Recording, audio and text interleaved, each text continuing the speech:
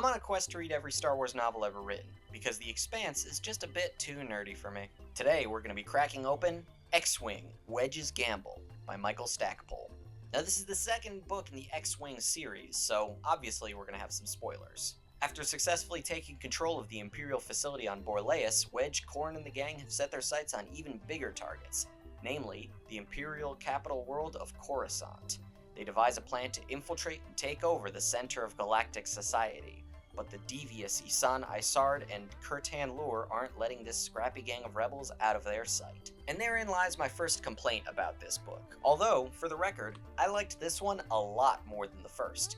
It moves at a brisk pace, the characters all come alive much better than in the first, and Corran is... well, he shares the spotlight a lot better in this, but we'll get to him in a minute. First, this book is set on Coruscant, the galactic capital, a city that spans the entire surface of the planet, and is several thousand levels deep to boot. It is a concrete jungle in the most true sense of the phrase. And yet, people are constantly accidentally bumping into each other in this book. It is in fact vitally plot relevant that two characters are in the same bar at the same time by total coincidence, despite the fact that one of them is supposedly off-planet at the time. There have to be millions of bars on Coruscant, and they're just two members of Rogue Squadron happen to go to this one? Really? It's a bit of a nitpick, I know, but it really stuck out to me, especially because the rest of the plot of this is really solid. Wedge takes on a much more firm leadership role, personally guiding the infiltration of Coruscant, and I thought that Tycho Selchu in particular really shone in this. I found him a bit forgettable in the first book, but here I really grew fond of him, and especially so in the next book. But you know who could never be forgettable is Corran Horn, and here he's at his Corran Horn-iest.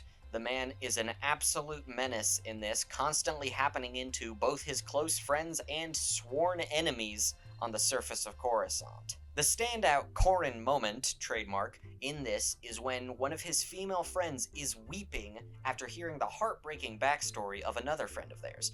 A backstory, I should add, that Corran personally tries to one-up with his own tragic backstory. But suddenly he spots his nemesis Corran Horn-ier, who literally just happens to walk into the same room as them.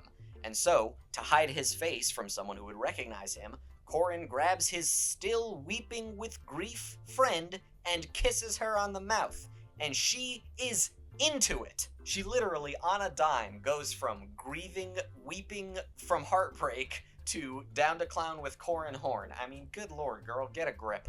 Although, and be forewarned, we're really getting into spoiler territory here, especially for the next book in the series, but the potential explanation for that is that it's foreshadowing that she didn't really care about the story in the first place, which I don't know if that's the intent, but if it is, that's hysterical. That said, he's also got his strengths in this book. In particular, there's a lot of tension between Corran and Tycho as to whether the latter can be trusted after potentially being brainwashed by Imperials. It makes for some solid drama, and I appreciate that there isn't a really objectively correct perspective on the situation. As a reader, I want to trust Tycho because he's one of the good guys, but I can't really fault Corran for his skepticism. This is one situation where Corran is actually being fully reasonable. Even a broken Corran is right twice a day, you know? Alright, last thoughts. Winter showing up in this was very fun. I didn't expect her, but I was delighted to see her there, especially since I think it was really clever that they don't actually tell you who it is at first. You just have to pick it up from the information since she's going by an alias.